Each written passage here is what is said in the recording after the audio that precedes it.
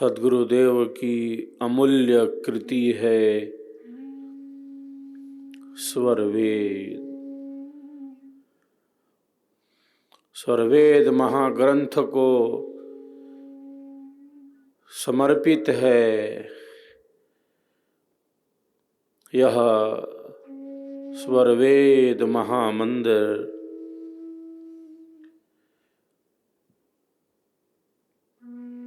जहाँ एक साथ 20,000 से भी ज्यादा 21,000 की संख्या में विहंगम योग के साधक साधिकाएं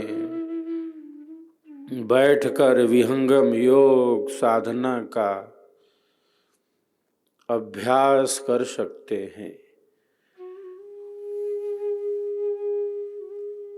सप्ततली यह महामंदिर सजता जा रहा है, समरता जा रहा है। सद्गुरु के अनुभव को, सद्गुरु के सिद्धांत को, सद्गुरु के ज्ञान विज्ञान को संपूर्ण विश्व में पहुंचाने के परम पावन उद्देश्य से यह स्वरवेद महामंदिर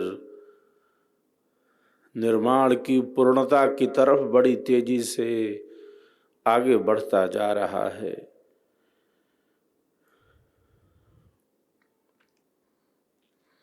सद्गुरु के अनुभवों को अभिव्यक्ति प्रदान कर रहा है।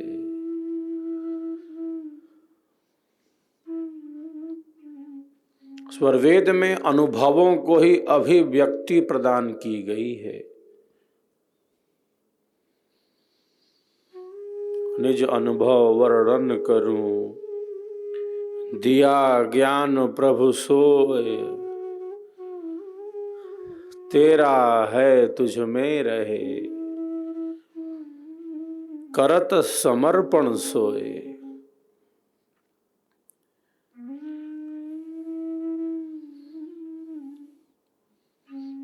अनुभव में यह ज्ञान प्रकट हुआ, आत्मा के धरातल पर प्रकट हुआ। यहाँ मन की उधेड़ बूंद नहीं है,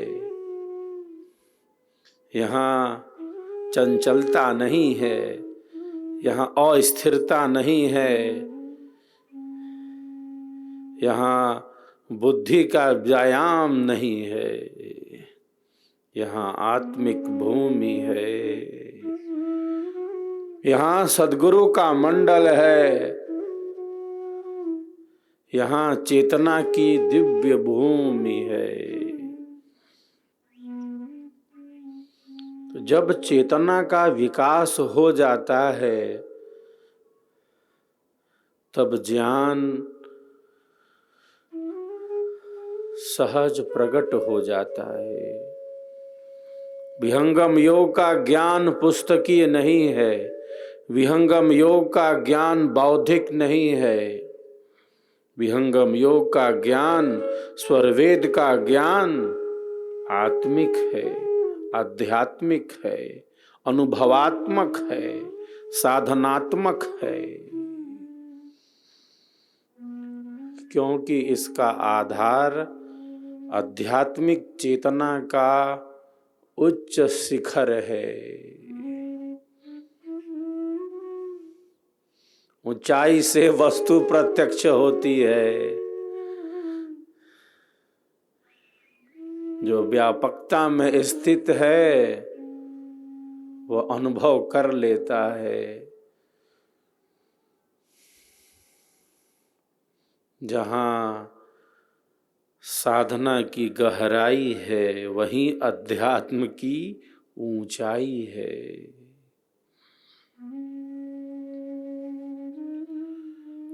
सद्गुरुदेव ने साधना की अतल गहराई में प्रवेश किया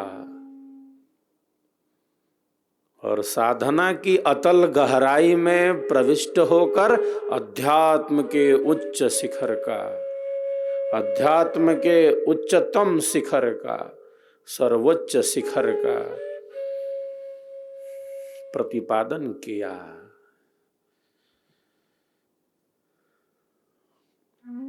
स्वरवेद चेतना का वही दिव्य प्रकाश है। स्वरवेद सद्गुरुदेव का प्रसाद है। कृपा करके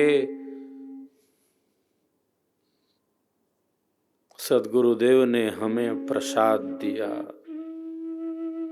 प्रकाश दिया,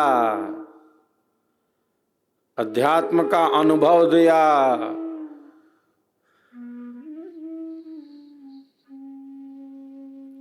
शब्द शब्द में चमत्कार भरा है। अनेक साधक साधिकाएं जब स्वरवेद का स्वाध्याय करते हैं,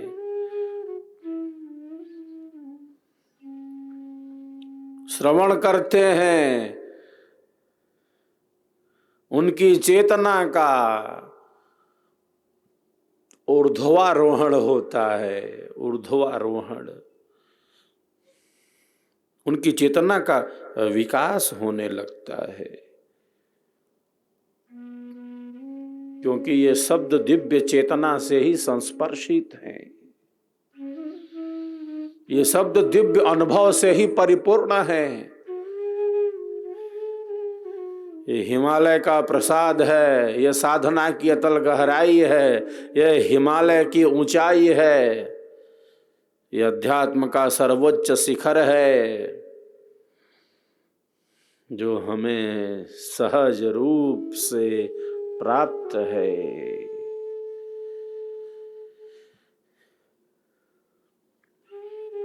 ये कोई व्याख्यान नहीं है, ये कोई व्याख्या नहीं है, ये अनुभव है।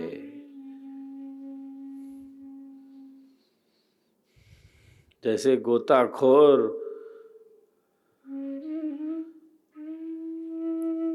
समुद्र में डुबकी लगाकर सार तत्व का प्रत्यक्ष कर लेता है,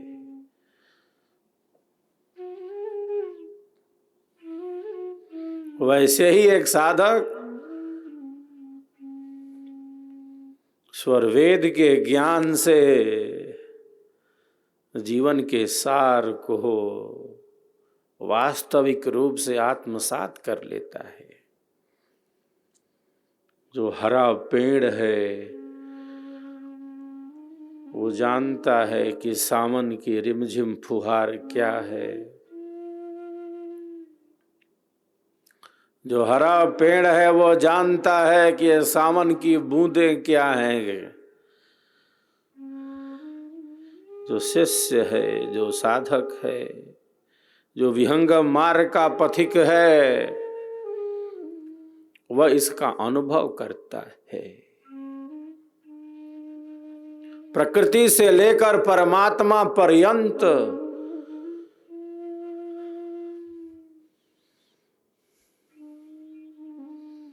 जड़ चेतन समस्त तत्वों का जो साधनात्मक अनुभव इसमें अभिव्यक्त है, वह दुर्लभ है।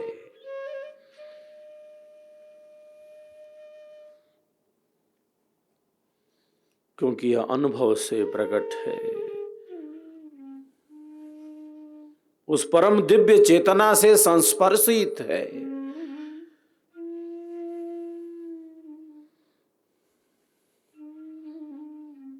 साधक इसका अनुभव करते हैं।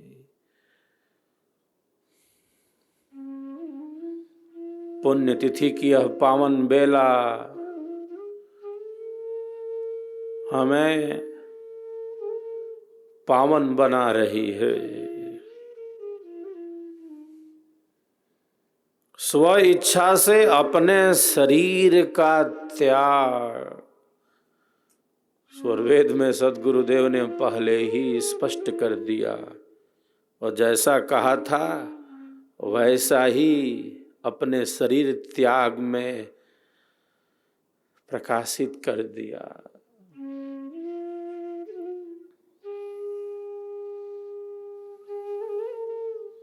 मर कर फिर मरना नहीं, ऐसा मरण कहा है। अनुभव में लिखते हैं, अपने सत्य सिद्धांत का प्रतिपादन करते हैं। योगी वही है जो जब चाहे शरीर से निकल जाए, जो शरीर छोड़कर अपने भावों को प्रकट करता हो, जो प्रकृति के प्रबल वेग में पड़कर शरीर का त्याग न करता हो बल्कि प्रकृति पर विजय कर लेता हो।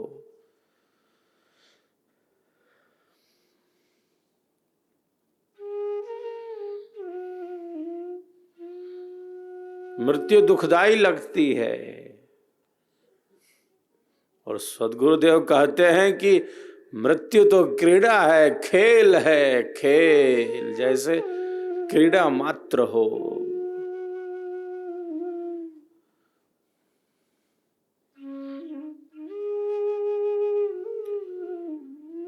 जैसे बालक क्रीड़ा करता है, खेलता है खिलौने से,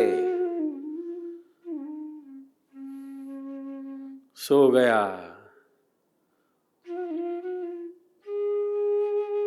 उठते ही खिलौने से खेलने लगा, क्रीड़ा है उसकी।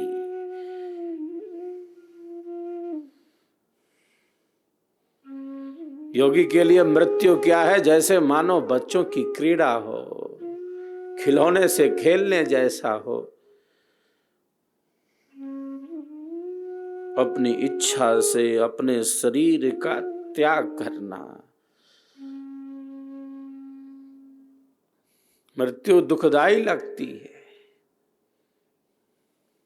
क्योंकि हमने मृत्यु के दुख का अनुभव किया है।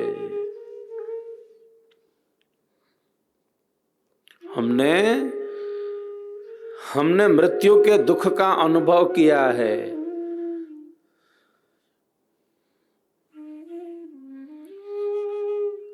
ये सारे संस्कार सूक्ष्म रूप से हमारे चित्त में दबे भरे पड़े हैं।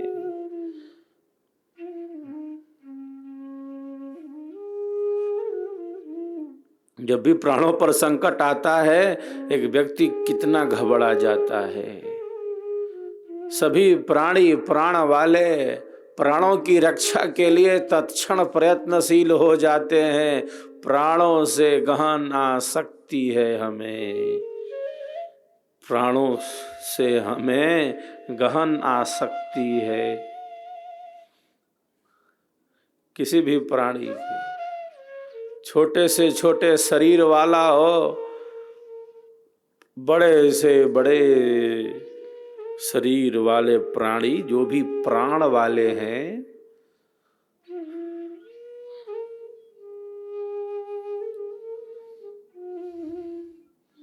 सबका जीवन प्राण है, सबका एक आधार अज अद्वैत अनाम है। परम पुरुष करता।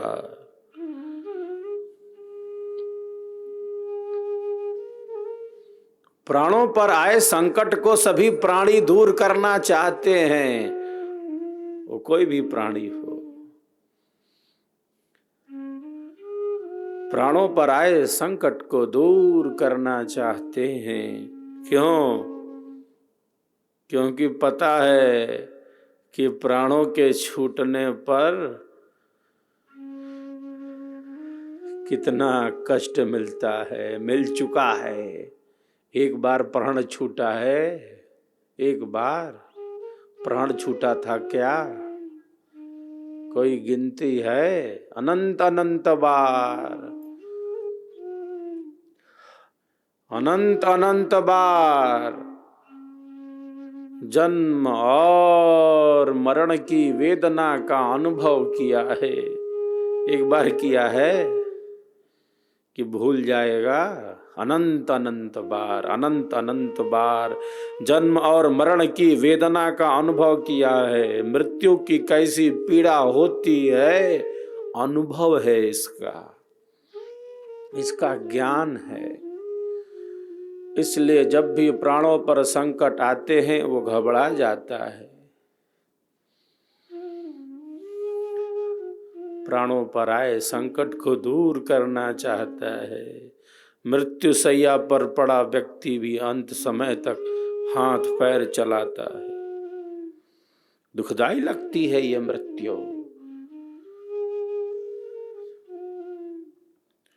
अनादिकाल से जन्म और मरण की वेदना का अनुभव किया है। मां के गर्भ में कितना कष्ट मिला और मृत्यु की क्या पीड़ा हुई। सूक्ष्म रूप से ये सारे संस्कार दबे भरे पड़े हैं।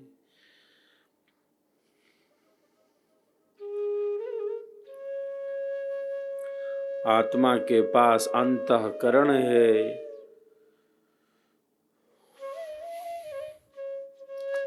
चित्त है।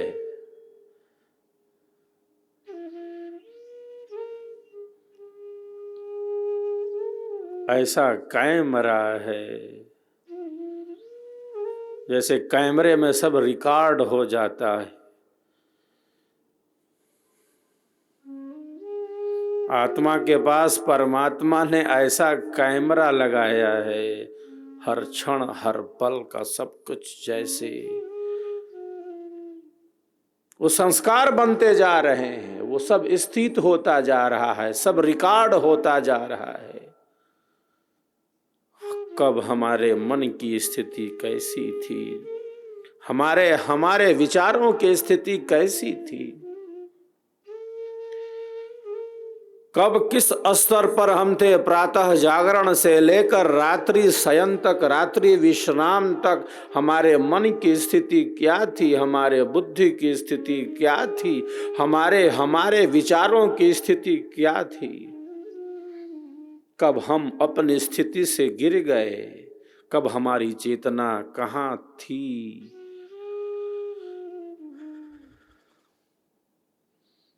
सूक्ष्माति सूक्ष्मं कलिलस्य मध्ये, सूक्ष्माति सूक्ष्मं कलिलस्य मध्ये, विश्वस्य स्रष्टा अनेक रूपम। वो सूक्ष्म से सूक्ष्म है, वो फल प्रदाता है, वो न्यायाधीश है, वो हमारे कर्मों का अध्यक्ष है, वो कर्माध्यक्ष है, वो दृष्टा है, वो देख रहा है वो।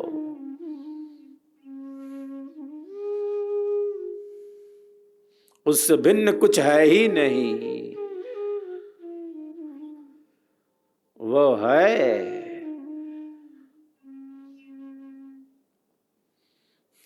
उससे भिन्न कुछ है नहीं। जो कुछ दिख रहा है और जो देख नहीं पा रहे, सबके पीछे वही है। जितना हम देख सकते हैं उतना ही देख सकते हैं। हमारी शक्ति सीमित है। हम क्या देख सकते हैं, हम क्या समझ सकते हैं, हम क्या जान सकते हैं।